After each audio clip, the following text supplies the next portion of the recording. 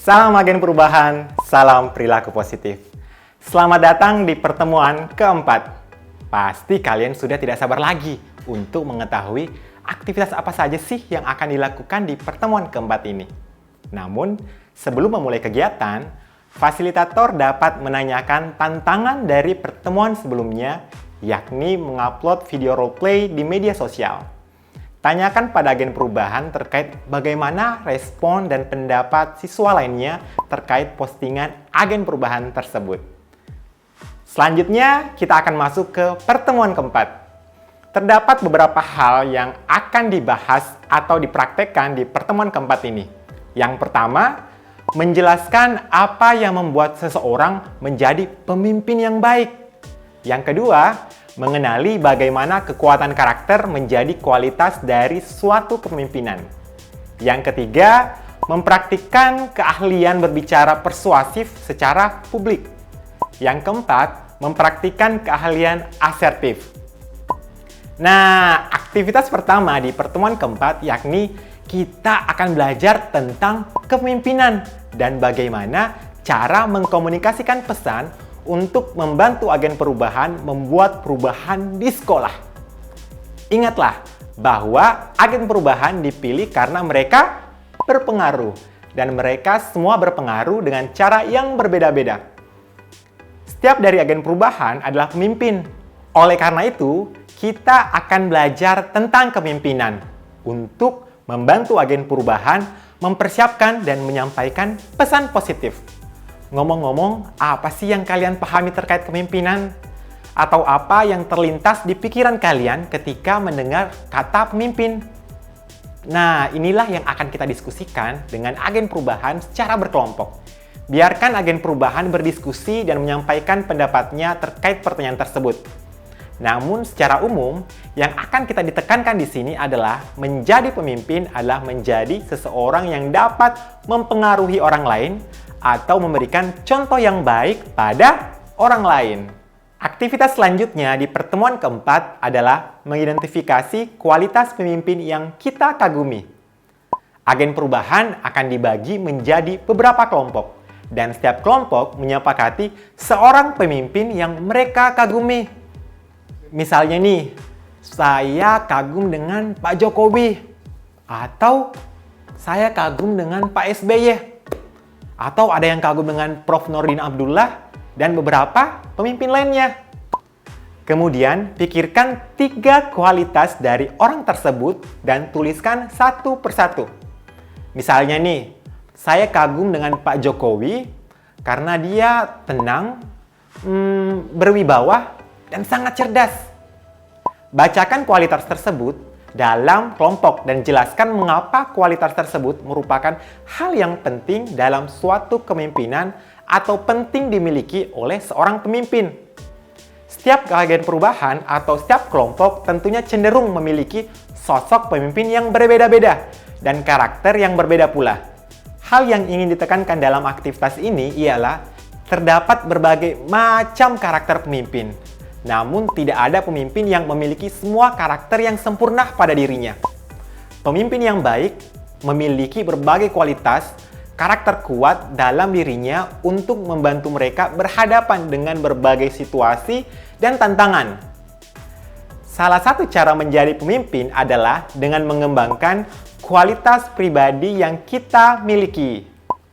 Idealnya, kita dapat menargetkan untuk memiliki karakter-karakter yang telah dituliskan dalam kegiatan ini. Jika kita tidak memiliki sesuatu karakter tertentu, penting juga untuk menemukan karakter apa nih yang sebenarnya kuat dalam diri kita dan karakter apa yang kuat dimiliki oleh teman kita. Aktivitas ketiga di pertemuan keempat adalah aktivitas kekuatan karakter. Wah, apa ya maksudnya kekuatan karakter? Jadi, minta 14 agen perubahan untuk maju ke depan untuk menjadi pesulap. Wah, seperti Harry Potter dong. Setiap orang akan diberikan satu tongkat sihir kekuatan karakter. Setiap orang harus menyatakan kekuatan karakter apa yang dimiliki oleh tongkat sihir tersebut. Wah, jadi setiap tongkat memiliki kekuatan karakter yang berbeda. Setiap orang akan menjelaskan bagaimana karakter tersebut bisa menjadi hal penting bagi seorang pemimpin. Contohnya nih, tongkat sihir ini punya kekuatan karakter inisiatif. Maka agen perubahan akan menjelaskan mengapa karakter inisiatif penting untuk dimiliki oleh pemimpin. Misalnya, pemimpin yang baik adalah seseorang yang memiliki inisiatif yang tinggi. Mereka proaktif dan melihat masalah dan mengerjakan solusinya. Contohnya lagi, misalkan tongkat sihir ini dengan kekuatan karakter bertanggung jawab.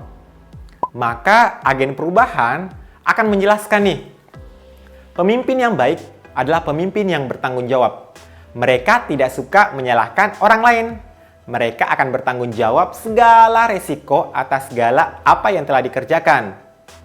Nah, setelah ke-14 agen perubahan menjelaskan kekuatan karakter dari tongkat-tongkat sihir tersebut, selanjutnya agen perubahan lain akan memilih. Dari ke-14 karakter ini, karakter mana yang akan dipilih dan akan dipraktikkan beberapa pertemuan ke depan. Mereka harus memilih 7 karakter dari 14 karakter tersebut. Setelah memiliki 7 karakter tersebut, agen perubahan akan membuat kesepakatan bersama untuk terus melakukan dan mempraktikkan karakter-karakter tersebut. Namun, bukan berarti karakter lainnya tidak penting ya. Tapi ada karakter yang diprioritaskan untuk menjadi agen perubahan. Aktivitas terakhir dari pertemuan keempat adalah menjadi asertif dan mempraktikkan komunikasi asertif. Asertif? Pernah tidak sebelumnya mendengar kata asertif? Secara umum, apakah kalian tahu ada 3 cara orang berperilaku? Agresif, asertif, dan submisif atau non-asertif. Kita mulai dari agresif. Jadi agresif adalah di mana seseorang mengekspresikan perasaan dan pendapat mereka dengan cara yang kasar, mengancam, memaksa, dan harus dituruti. Seseorang mempertahankan keinginan dirinya, namun menganggap keinginan orang lain itu tidak penting sama sekali. Kira-kira bagus tidak memiliki karakter seperti itu? Ya pasti tidak. Agen perubahan tidak boleh memiliki karakter seperti itu. Selanjutnya kita akan beralih ke karakter kedua, yakni submisif. Orang yang memiliki karakter seperti ini biasanya cenderung takut untuk mengungkapkan keinginan dan perasaan, merasa segan untuk berpendapat, merasa tidak enak untuk menolak, atau pada akhirnya menyimpan sendiri nih kekesalan dan ketidaksukaannya terhadap sesuatu. Kira-kira bagus tidak memiliki perilaku seperti ini? Ya, pasti tidak juga ya. Karena sebagai agen perubahan, kita harus berani berbicara.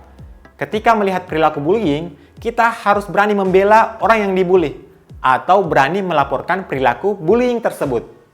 Nah, karakter ketiga yakni asertif. Asertif adalah suatu kemampuan sikap untuk mengkomunikasikan apa yang diinginkan, dirasakan, dan dipikirkan kepada orang lain, namun dengan tetap menjaga dan menghargai hak-hak serta perasaan orang lain tersebut. Kira-kira bagus tidak memiliki seperti ini? Ya, pasti. Seorang agen perubahan seharusnya berperilaku seperti ini. Agen perubahan harus berani untuk jujur dan terbuka menyatakan kebutuhan, perasaan, dan pikirannya kepada orang lain dengan cara yang sopan tanpa menyakiti perasaan orang lain tersebut.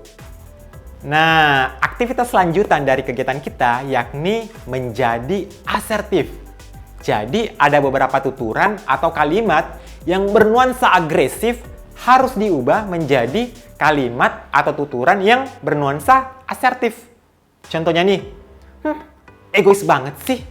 Kasih saya kesempatan dong untuk berbicara. Nah, itu tadi contoh tuturan agresif nih.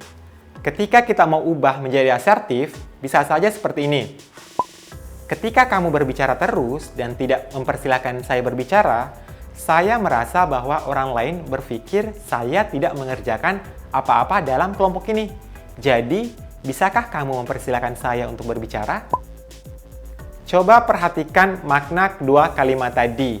Secara umum, maknanya sama. Tapi ada yang disampaikan secara sopan, ada yang disampaikan secara kasar atau tidak sopan. Nah, itu tadi contohnya. Sekarang, tugas agen perubahan adalah mengubah beberapa kalimat agresif berikut menjadi bersifat asertif. Kalimat pertama nih, ribut banget sih jadi orang, seperti preman saja. Kalimat kedua, sok sibuknya, sampai-sampai tidak ikut kerja kelompok. Yang ketiga, sok pintar banget sih, selalu mau bicara di depan umum. Nah, itulah tadi kalimat yang akan diubah menjadi kalimat asertif. Setelah agen perubahan menyelesaikan ketiga kalimat tersebut, mereka bisa mengupload ketiga kalimat asertif tersebut di media sosial. Ini salah satu bentuk untuk mengkomunikasikan perilaku positif, dalam hal ini adalah komunikasi asertif kepada siswa lain. Pesan yang diambil dari kegiatan ini adalah agen perubahan dapat belajar mengkomunikasikan idenya atau mengkampanyekan perilaku positif ke siswa lainnya dengan menggunakan bahasa yang sopan dan tidak menyakiti orang lain.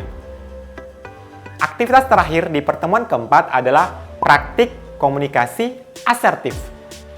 Bagi peserta menjadi beberapa kelompok. Setiap kelompok akan mengembangkan naskah roleplay atau drama. Wah, kita mau main roleplay lagi nih. Mereka harus mampu menjelaskan naskah skenario dengan menggunakan perilaku asertif. Ada dua skenario yang disediakan. Skenario pertama, ada siswa yang bertanya kepada agen perubahan, "Kenapa sih kamu sibuk? Setelah jadi agen perubahan, kok kamu tambah sibuk?" Kira-kira bagaimana respon Anda? Respon dari agen perubahan. Skenario kedua, kamu melihat seseorang siswa mengejek siswa lainnya di dalam kelas. Kira-kira apa yang Anda katakan? Kembangkan kedua topik tersebut menjadi sebuah naskah roleplay. Setelah itu, agen perubahan harus mempraktikkan dan merekamnya dan menguploadnya di grup media sosial agen perubahan. Pesan yang dapat diambil dari kegiatan ini ialah agen perubahan perlu mengetahui cara menyampaikan pendapat, perasaan, atau keinginan mereka tanpa perilaku agresif atau melakukan bullying kepada orang lain. Nah, itu tadi aktivitas terakhir dari pertemuan keempat. Ingat ya tantangannya, yakni mempraktikkan naskah roleplay dan menguploadnya di media sosial agen perubahan. Pasti kalian penasaran, kegiatan apa yang selanjutnya akan dilakukan di pertemuan kelima. Sampai jumpa di pertemuan selanjutnya ya. Salam agen perubahan, salam perilaku positif.